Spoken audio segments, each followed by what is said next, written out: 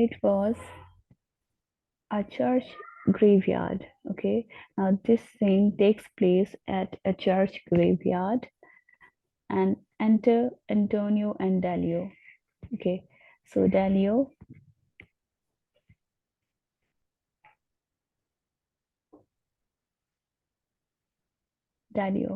yawns the cardinal's window. This fortification grew from the ruins of an ancient abbey, and to yon side of the river lies a wall, piece of a cloister, which in my opinion gives the best echo that you ever heard, so hollow and so dismal, and withal so plain in the distinction of our words, that many have supposed it is a spirit that answers.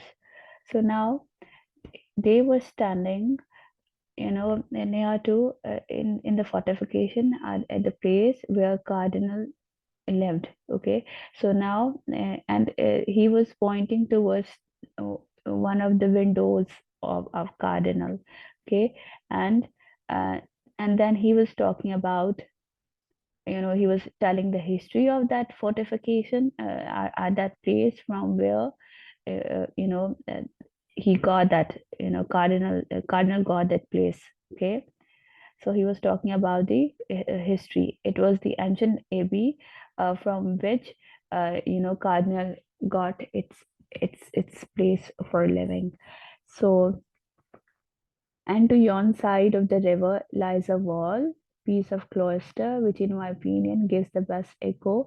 So, and he was pointing towards another side, okay, of the wall, and nearer to the cloister. Cloister are cloister is a kind of covered walkway. Okay, so usually we see such kind of things in churches, or in cathedrals.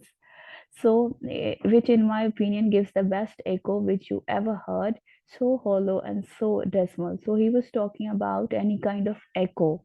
Okay, so, and mm, with all so plain in the distinctions of our words, okay, that many have supposed it is a spirit that answers. So according to him, he thought, many people suppose that this is the echo is as of any spirit. Okay, and and it also sounded, it also gives the answers to the words of the people. Okay, so and we are going to see in this scene. Antonio, I do love these ancient ruins. We never tread upon them, but we set our foot upon some reverent history, and questionless, here in this open court, which now lies naked to the injuries of stormy weather, some men lie interred. Loved the church so well, and gave so largely to it, the thought it should have canopied their bones this doomsday, till doomsday. But all things have their end. Churches and cities which have diseases like to man must have like that we have. Okay, so now this was no now Antonio. He's saying like he loves places like these, ancient places, ancient ruins.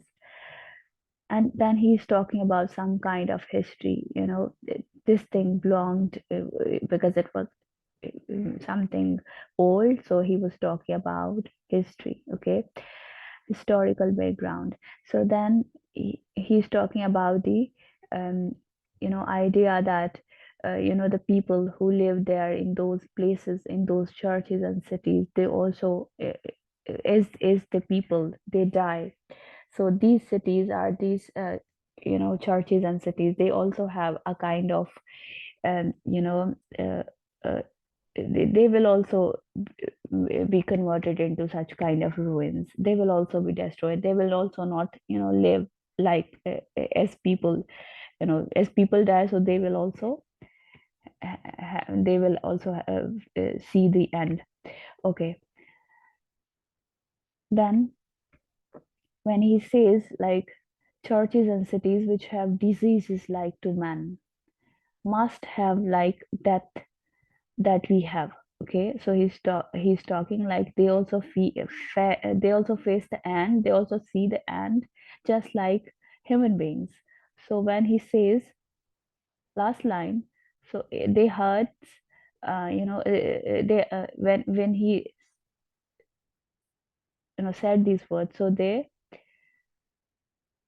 hear like there was a sound of echo. Okay, and this echo was from the duchess's grave. Okay, and it echoed like in echo they heard the same words as Antonio said, like must have like that we have. So echo sounds like that we have. So, this echo just repeats the last words of Antonio. And it is supposed that this sound, this echo was of Duchess, or this sound was coming from the grave of the Duchess. So it is being portrayed that the place which Delio and Antonio were talking about, it was actually the grave of Duchess, or they were standing nearer to the grave of Duchess, and that sound was coming from the Duchess's grave.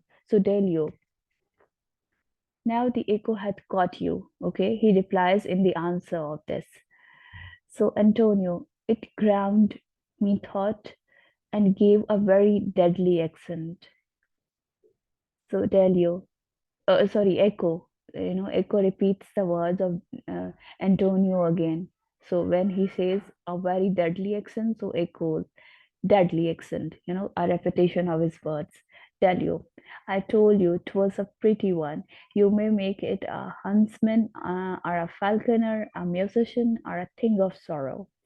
So Echo repeats, a thing of sorrow. We'll see that it is repeating the last words of both of them. Okay, now Antonio, I sure that suits it best. He's talking about the words which Dahlia used for the echo. So he's showing, and that suits it best. So echo, that suits it best. Okay, Antonio, this very like my wife's voice. So Antonio here he just says that this sound is just like my wife's voice. So echo repeats, uh, wife's voice. So, Delio, come, let us walk farther from it. I will not have you go to the cardinals tonight. Do not. So, this is how Delio was asking Antonio to not go to the cardinal. Okay. And then Echo repeats the last words of Delio, do not. When he was saying that, do not go there. So, Echo, do not.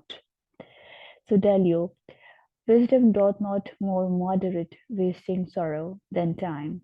Take time for it. Be mindful of thy safety. So this is Delio who is, you know, warning Antonio to think, and to take time before, taking a decision, or before going to the cardinal. So he's saying that take time and think of your safety. So Echo, be mindful of thy safety. The last words. So Antonio, necessity compels me. Make scrutiny throughout the passages of your own life, you'll find it impossible to fly your fate. Okay, so this is how he says that that we cannot run away from what it is there for us. So echo, oh, fly your fate. When he says we cannot run away from our fate. So this is the repetition of the words. So tell you, hark, the dead stones seem to have pity on you and give you good counsel. So when Delio hears the words, the same words, so Delio is saying, so these dead stones, he's referring to this, the sound of the echo.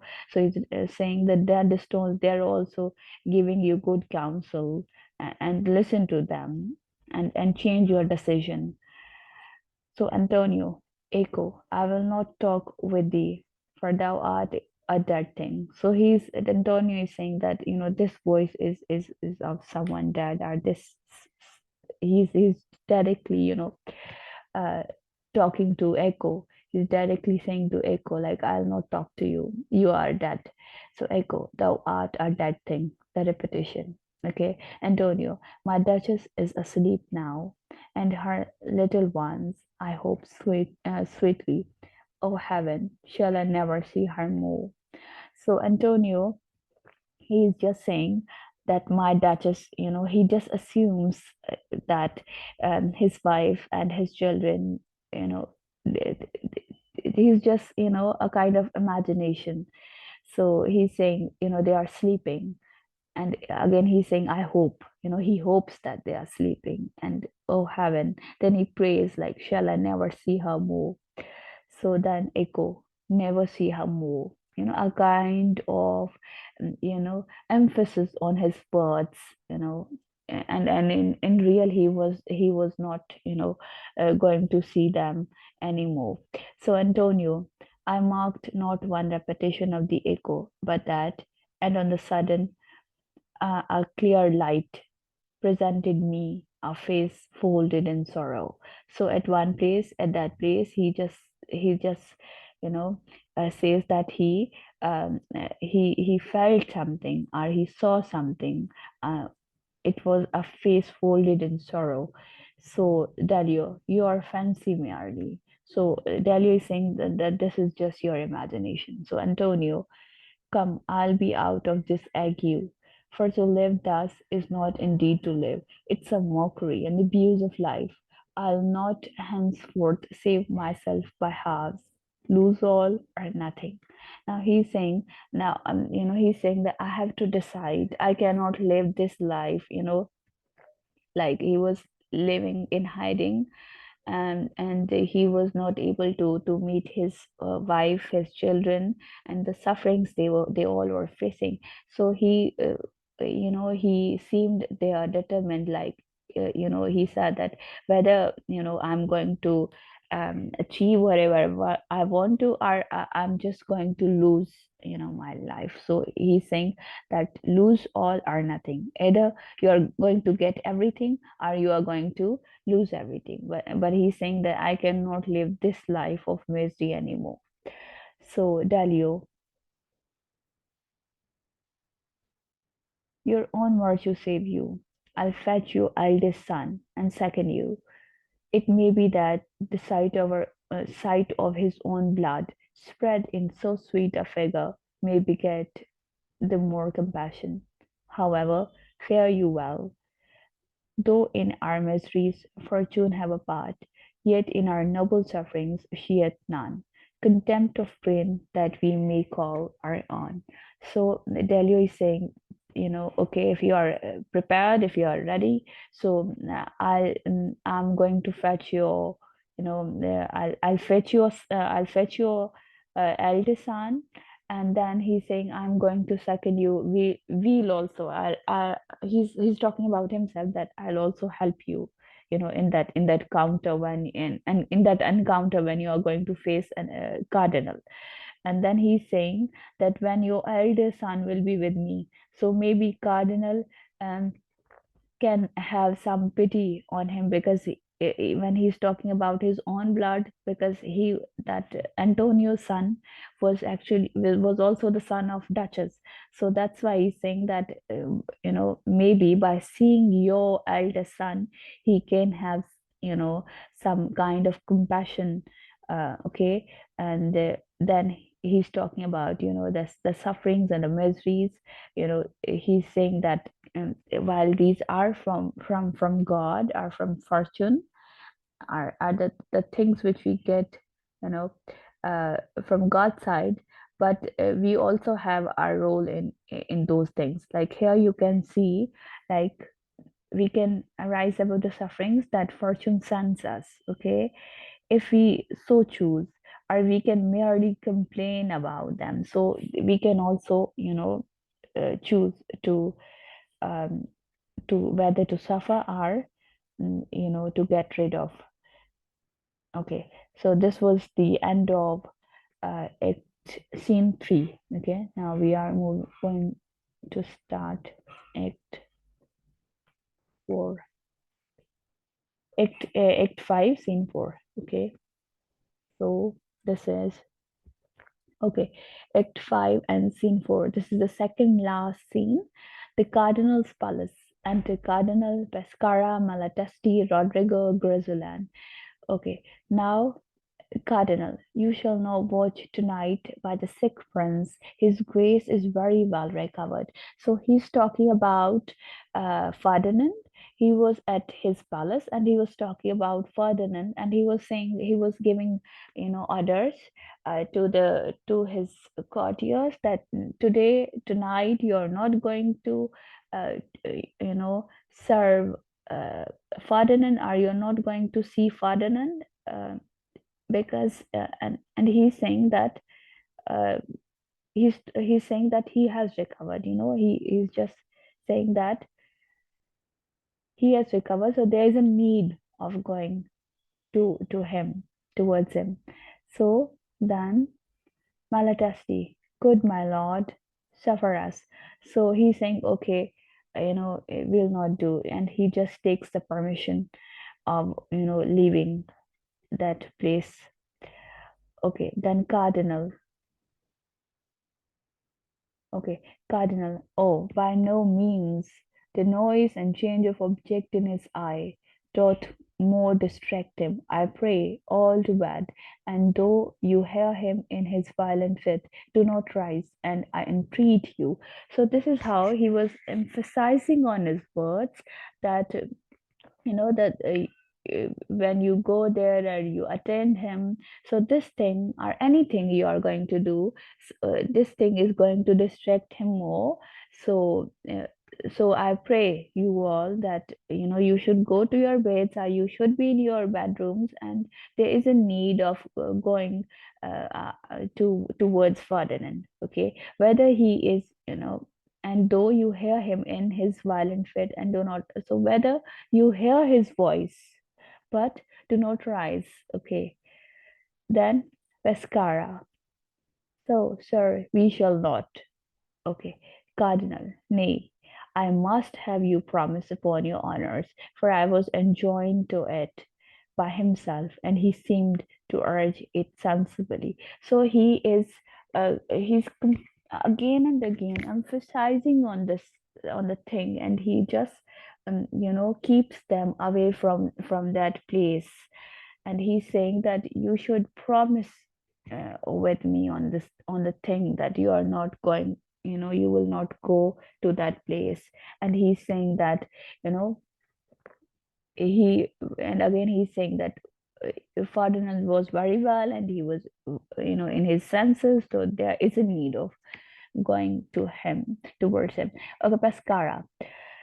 So let our honors bind this trifle. Okay, so he's saying, he is again just reassuring him that we are going to honor this thing. So, Cardinal, nor any of your followers. So he's saying not, not any of your followers should go there. So Balatesti, neither. Cardinal, it may be to make trial of your promise when he is asleep, myself will rise and feign some of his matrix and cry out for help and feign myself in danger. So he's saying it can be, that I it can be there, like, if I pretend, I pretend to be Ferdinand, and I can, test you, uh, whether you are fulfilling your honor or not. So it will just be a trick, just to test you. So malatesti, if your throat were cutting, I'd not come at you. Now I have protested against it. So malatesti is saying, whether your throat is being cut, I will not attend you, or I'll not come there. So Cardinal, why, I thank you. He withdraws to one side. So Cardinal, now he is completely, um, uh, satisfied, uh, and he's thanking them. So now He just stands to a side. So Grizelin, 'twas a foul storm tonight. Okay, Rodrigo. The Lord Ferdinand's chamber shook like an osier. This is a kind of plant, willow plant. Okay. Uh, Malatesti. 'Twas nothing but pure kindness in the devil to rob his own child. Okay. So they are just making few kind of remarks. They were talking about any kind of storm. Okay. And then they were talking about the any storm, they maybe they will be referring towards the condition of Ferdinand, and he was as he was behaving as a madman. So and then he was this is how Malatesti is replying. So exit all but the cardinal. Now cardinal was there only in the room at that place. So cardinal, the reason why I would not suffer these about my brother is because at midnight I may with better privacy convey Julia's body to her own lodging. Oh my conscience, I would pray now, but the devil takes away my heart for having my confidence in prayer. About this hour I appointed Bisola to feed the body. When he had served my turn, he dies. So this was the reality. This was the real thing for which he was, forbidding all of them to not come to Ferdinand. So he's saying, because tonight I'm going to shift the Julia's body towards her own lodging, and then he was trying to pray, but he is saying he seemed disturbed, he wasn't able to pray. Okay. And uh, and then um and then he's saying that I also had said to Basola to come after completing his task. And then he is saying that when Basola comes here, he'll also die. So exit cardinal, enter Basola. Basola, ha, 'twas the cardinal's voice. I heard him name Basola, and my death. Listen, I hear one's footing. Okay, so this is how he's saying, he overhears the voice of cardinal, and he heard the words clearly. He was taking his name and he was talking about his death. So now Basola becomes the very well aware of the thing, what um, Cardinal was planning, and he's talking about his footing, his plans, his his actions which he wanted to do. Okay, so enter Ferdinand. Ferdinand, strangling is a very quiet death. He was still strangling. He was still thinking. He was having the imagination of the death of Duchess. So Basola sighed, nay then, I see I must stand upon my guard. So Basola was there, but he was at one side, and he was now thinking of his own safety. So Ferdinand, what say to that? Whisper softly, do you agree to it? So it must be done in the dark. The cardinal would not for £1,000 the doctor should see it. Okay, so now he was talking these all things with himself. Okay, exit. Now Ferdinand exits. Subasola, my death is plotted. Here's the consequence of murder. We value not desert, not Christian breath. When we know black deeds must be cured with death. Now he was planning that when he hears that his death was planned and he was going to die. So now he's saying we value not desert or Christian breath. Now he's saying when you know about the plans of evil. So uh, so he's saying he must be prepared for that thing, and cure. So he's saying when we know black deeds must be cured with death. So he in return he also is planning of killing Cardinal. So enter servant and Antonio. Okay. So, servant, here stay, sir, and be confident, I pray. I'll fetch you a dark lantern. So this servant was saying to Antonio, and servant exits.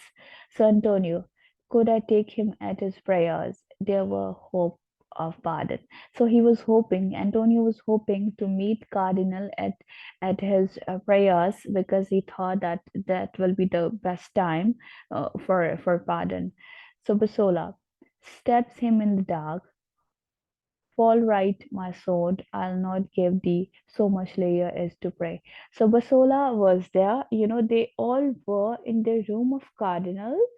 So now, it was Cardinal, and then there was Antonio, um, and whether they were in direct they were in present in the room or are nearer to that room, but Cardinal was there and Antonio was there, and Basola was also there. And now because Antonio was waiting for lantern, and Basola, so because it was completely dark, so Basola, thinking of Cardinal, he stabs Antonio. Okay, so and then we can see that he did not know that it was Antonio. And from his words, as he's saying, I'll not give thee so much layer as to pray. So he was thinking of Cardinal. So Antonio, oh, I'm gone. Thou hast ended a long suit in a minute. So he's saying this, the long, the suffering, the suit, the thing which he was planning of pardon or reconcilement. So he's saying that whole thing you have just ended in 1 minute.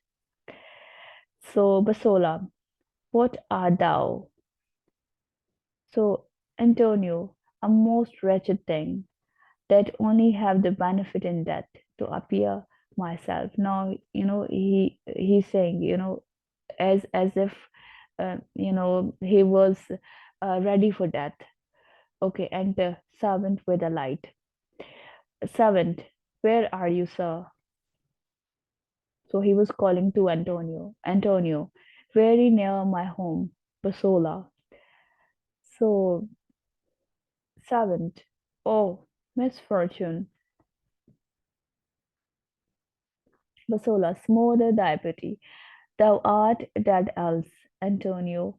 The man I would have saved above my own life were merely the stars, tennis balls, struck and banded, which may please them. O good Antonio, I'll whisper one thing in thy dying ear, shall make thy heart break quickly, thy fair duchess and two sweet children. Now this is how at the end, when he was dying, when and Basola notes this thing, he was, about to die. So he just want to give a kind of relief before dying. That the same thing, the repetition of his action as he did with the Duchess. When she was dying, when Duchess was dying, so he had, the Basola had told the Duchess that uh, you know uh, her husband and her child was alive. So now when Antonio is dying, so Basola, in order to give him some kind of relief, so that he should die easily, so he's just telling him that your wife and your children, they also have died. And then he seemed to be really, a kind of, um, like it seems from his words, he did not want to kill Antonio here. Okay, from his words we can see, but he's saying that this is all, how it is. This is something, he's talking about a fortune or about fate, something which is not in our hands. He wanted to save him, but he could not. So now, so when he says that thy fair duchess and two sweet children, so Antonio just breaks his words and he replies, thy very names, their very names kindle a little life in me. So, he's saying that their names are kindling life in me. So, Basola are murdered. Then he completes his words. So, Antonio, Some men have wished to die. At the hearing of said tidings, I am glad that I shall do it in sadness. I would not now wish my wounds balmed nor healed, for I have no use to put my life to. In all our quest of greatness, like wanton boys, um, whose pastime, i- whose pastime is their care. We follow after bubbles blown in the air. Prayer of life, what is it? Only the good arts of an ague, merely a preparative to rest, to endure vexation. I do not ask the process of my death, only command me to tell you. This is how, now, after hearing the death about the death of Duchess and his children, so now he is also prepared. He's also wishing not to recover and to die. Okay, and then he's talking about the philosophy of life. How do we live life in this world? And then at the end, he's talking about bubbles blonde, so how the life, it passes. And player of life, what is it? Only the good arts of an ague. So these are few of the good arts of an ague, of a suffering, in this in world of misery. So the life is just few hours of prayers. Okay, then he's at the end, he's saying that, I'll just say one thing, that only commend me to Dalio. Okay, only, he's talking about, you have to, um, uh, you know okay, tell about the death, about everything what happened to Antonio, to Dalio. Okay, so Basola, break heart, Antonio, and let my son fly the coats of princes. Okay, now he's saying, he's saying, just you have to tell to Delio about this whole.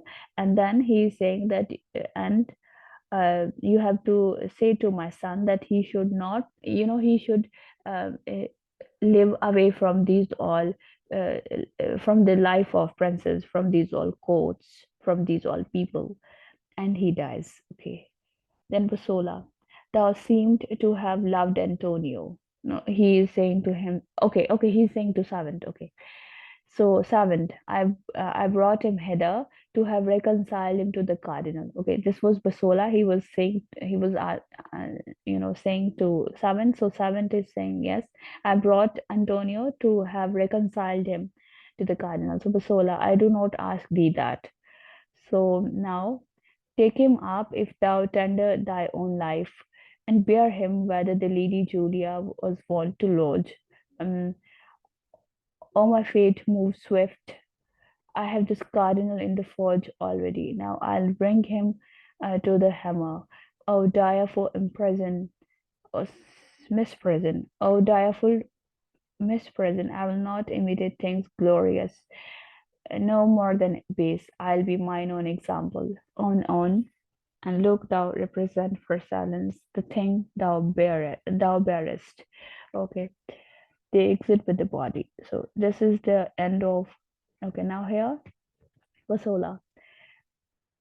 I do not ask thee that. Take him up. Now, Basola, he just directs servant to, take the body of Antonio and to put it with the body of Julia. Okay, and then he's saying, "Oh my fate." He's cursing his fate. Oh my fate, move swift. I have this cardinal in the forge already. Okay, so now I'll bring him to the hammer. Now he's planning to kill two cardinal. Oh direful mispresent. He's talking about his mistake of killing Antonio. I will not imitate things glorious. and now more than base. Okay, I'll be mine own example. So he's saying I will not die like the death of Antonio, as he was killed in silence. Okay, uh, okay, but he's saying I will be completely prepared. You know, before Cardinal kills me, I will kill him. So on and on, look thou represent for silence. Okay, this was the thing which he is saying here. So this is the end of act uh, that was scene 4. Okay, now this is the last scene of the drama. Okay, so today our class is going to end. We are going to start this scene in our next class. Till that, we are just going to do this, first paragraph.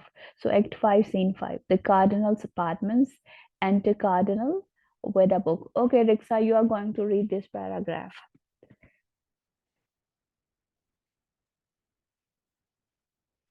I am puzzled in a question about hell, he says. In hell there's one material fire, yet it shall not burn all men alike. Lay him by, how tedious is a guilty conscience. When I look into the fish ponds in my garden, methinks I see a thing armed with a rake. That seems to strike. Okay, okay. So now, will you explain it? First, see this thing, focus this thing.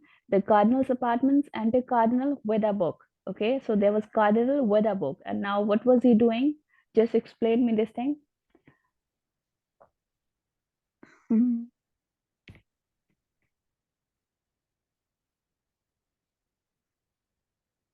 Hmm. I don't really know. Okay, okay, I'm going to guide you. So see, he was there with a book, and then he's saying, I'm puzzled in a question about hell. Okay, so now he had some queries, some questions, and he's telling about hell.